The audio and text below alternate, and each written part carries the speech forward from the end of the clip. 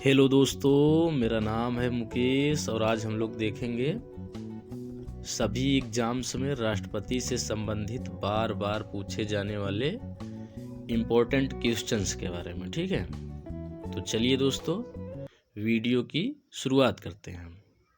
तो दोस्तों आपका पहला प्रश्न है, राष्ट्रपति के चुनाव में कौन कौन से भाग लेते हैं? प्रधानमंत्री, संसद और राज्य विधानसभाएं, उच्चतम न्यायालय, जनता। आप लोग 10 से 15 सेकंड का समय लेंगे दोस्तों, उसके बाद इसका जवाब देंगे। इसका बहुत ही आसान सा जवाब है और यह बार बार परीक्षाओं में पूछा जाता है। तो चलिए इसका सही जवाब देखते हैं। तो इसका सही जवाब है संसद और राज्य विधानसभाएं।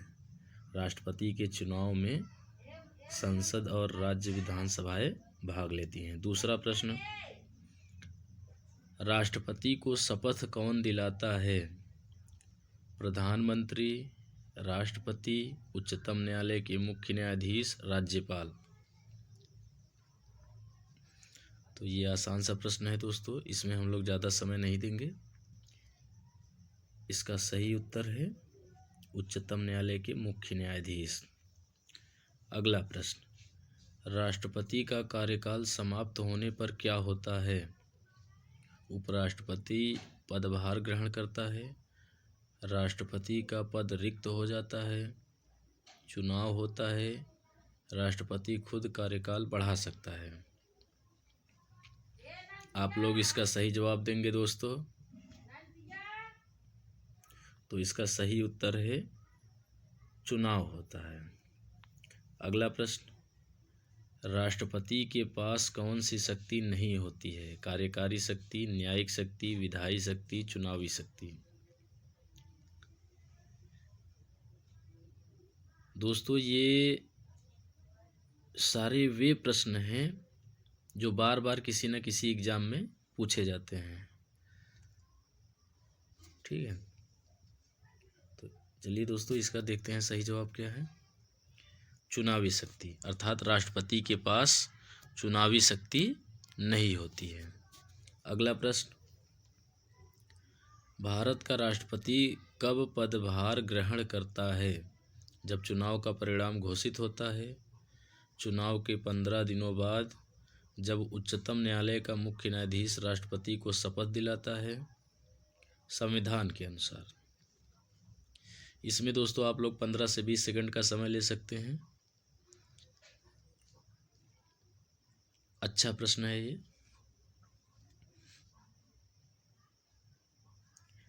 दोस्तों अंत में आप लोग जो है अपना स्कोर जो है ज़रूर शेयर करेंगे कि 22 प्रश्न में से आपने कितना सही किया और कितना गलत, और अगला वीडियो आप किस टॉपिक पे चाहते हैं यह भी ज़रूर बताइएगा। तो चलिए दोस्तों इसका सही उत्तर देखते हैं।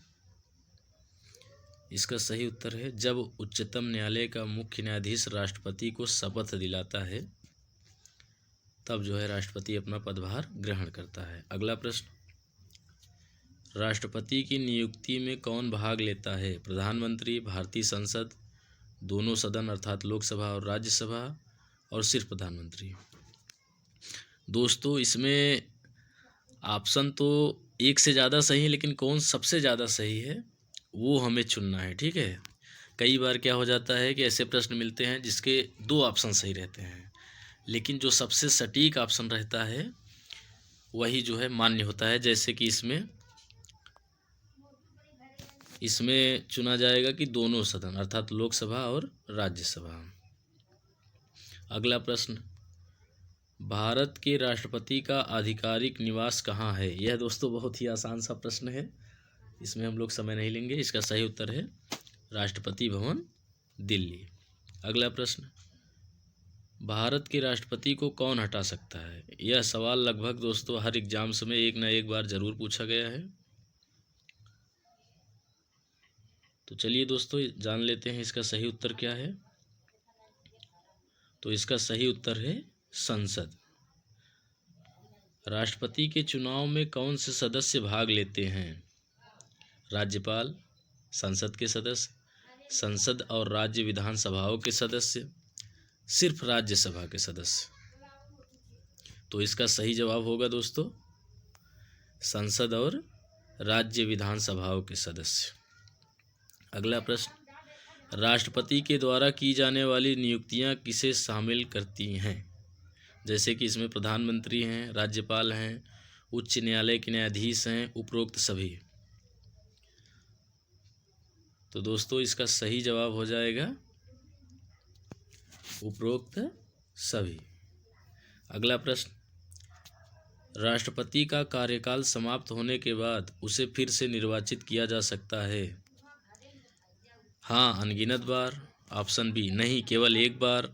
ऑप्शन सी, हाँ, 2 बार। ऑप्शन डी, इनमें से कोई नहीं। दोस्तों जो प्रश्न आसान है उन पर हम लोग जो है समय नहीं दे रहे हैं। तो चलिए दोस्तों जान लेते हैं इसका सही उत्तर क्या है। इसका 11वें प्रश्न का सही उत्तर है ऑप्शन ए, हाँ, अनगिनत बार। राष्ट्रपति का चुनाव जो है राष्ट्रपति अनगिनत बार लड़ सकते हैं। ठीक है।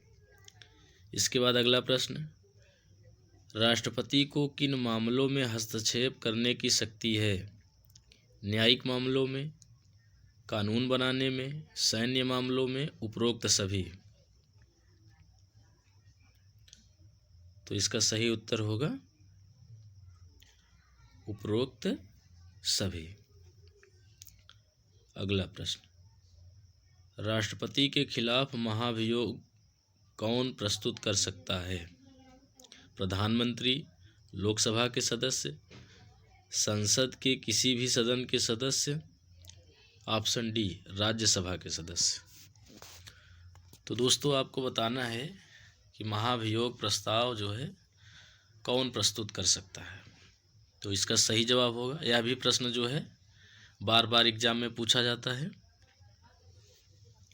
और कई बार बच्चे इसमें जानते हुए भी गलतियां कर बैठते हैं प्रैक्टिस न करने की वजह से, क्योंकि एग्ज़ाम में प्रेशर भी रहता है।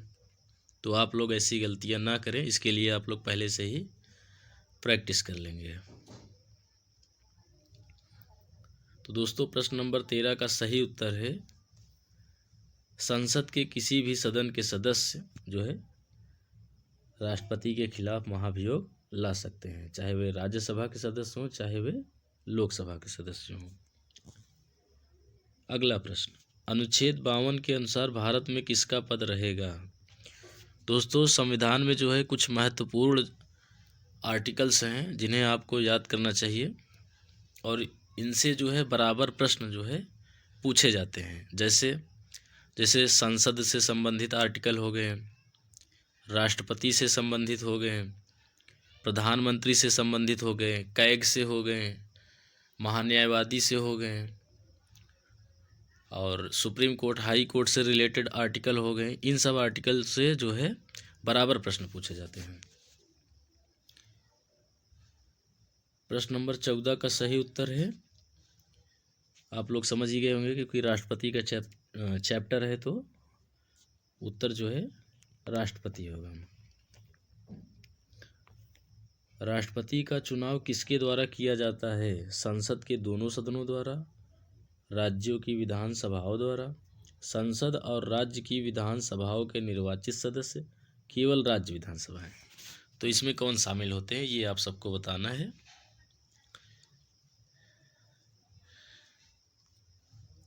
जी हाँ दोस्तों, इसका सही उत्तर है संसद और राज्य की विधानसभाओं के निर्वाचित सदस्य।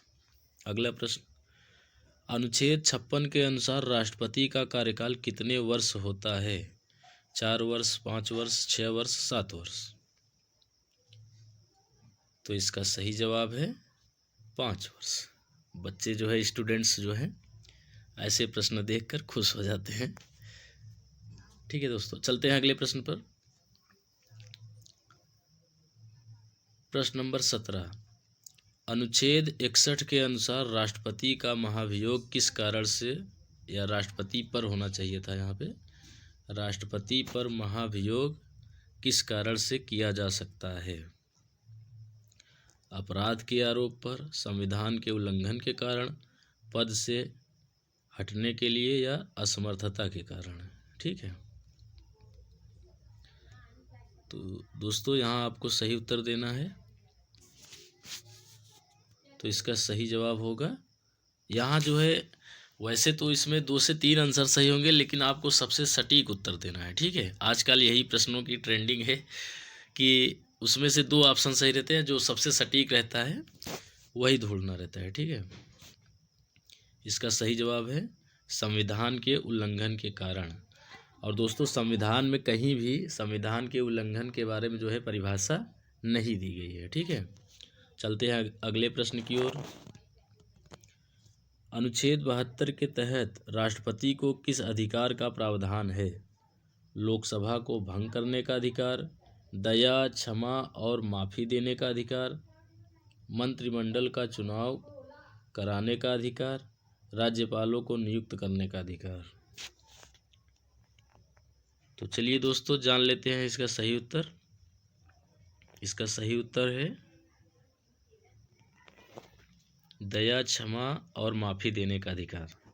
दोस्तों आप लोग जो है ये आर्टिकल ज़रूर याद कर लेंगे। अनुच्छेद 72 राष्ट्रपति को जो है राष्ट्रपति का दया, क्षमा और माफ़ी देने का अधिकार इसमें शामिल है। अगला प्रश्न, अनुच्छेद 53 के अनुसार कार्यकारी शक्ति किसके पास होती है? तो दोस्तों ये जो है राष्ट्रपति से संबंधित टॉपिक है, तो आप लोग समझ गए होंगे। इसका सही उत्तर है राष्ट्रपति। अनुच्छेद 53 के अनुसार कार्यकारी शक्ति। देखो दोस्तों इसमें जो है प्रश्न से भी हमें जो है कुछ न कुछ सीखना है। जैसे अनुच्छेद 53 के अनुसार कार्यकारी शक्ति किसके पास होती है। अब जैसे परीक्षा में ये भी प्रश्न बनाया जा सकता था कि राष्ट्रपति की कार्यकारी शक्ति किस आर्टिकल से संबंधित है। यदि आप प्रश्न को ध्यान से पढ़ेंगे, उसे समझेंगे, तो आप जो है आप एक प्रश्न और भी तैयार कर सकते हैं इसे। ठीक है, एक प्रश्न, 2 प्रश्न, जिस प्रकार प्रश्नों की प्रकृति हो। अगला प्रश्न, अनुच्छेद 75 के अनुसार राष्ट्रपति किसे नियुक्त करता है? राज्यपाल को, न्यायाधीश को, प्रधानमंत्री और अन्य मंत्रियों को, या फिर शिक्षा मंत्री को? ये दोस्तों आप लोगों को पता ही होगा, प्रधानमंत्री और अन्य मंत्रियों को। अब चलते हैं अगले प्रश्न की ओर। अनुच्छेद 123 के तहत राष्ट्रपति के पास क्या अधिकार होता है? संविधान को बदलने का अधिकार, अध्यादेश जारी करने का अधिकार, मंत्रियों को बदलने का अधिकार, न्यायपालिका का गठन करने का अधिकार। जी हाँ दोस्तों, ये बहुत ही चर्चित आर्टिकल है और आप लोगों को पता ही होगा। इसका सही उत्तर है अध्यादेश जारी करने का अधिकार।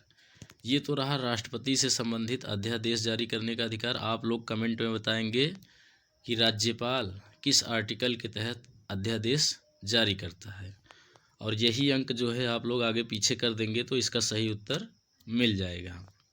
अब चलते हैं अपने अगले और आखिरी प्रश्न पर। ठीक है, आपका आखिरी प्रश्न है, अनुच्छेद 62 के अनुसार राष्ट्रपति के पद की रिक्ति पर चुनाव कब कराया जाता है? 3 महीने में, 6 महीने में, 1 वर्ष में, अगले चुनाव में? यह आसान सा प्रश्न है दोस्तों, ये किसी का गलत ना हो इसलिए हमने लास्ट में जो है आसान सा प्रश्न रखा है, और इसका सही उत्तर है 6 महीने में। तो दोस्तों यहाँ जो है आपके सभी प्रश्न कंप्लीट हुए। आप अगला वीडियो किस टॉपिक पे चाहते हैं ज़रूर कमेंट करिएगा, और आपको वीडियो और कंटेंट कैसा लगा यह भी बताइएगा। दोस्तों ये सभी प्रश्न ऐसे प्रश्न हैं जो बार बार किसी न किसी एग्जाम में पूछे गए हैं। ठीक है, यदि आप कोई सुझाव देना चाहते हैं तो आप सुझाव भी दे सकते हैं। ठीक है दोस्तों, तो चलिए दोस्तों अब हम लोग वीडियो को समाप्त करते हैं। वीडियो देखने के लिए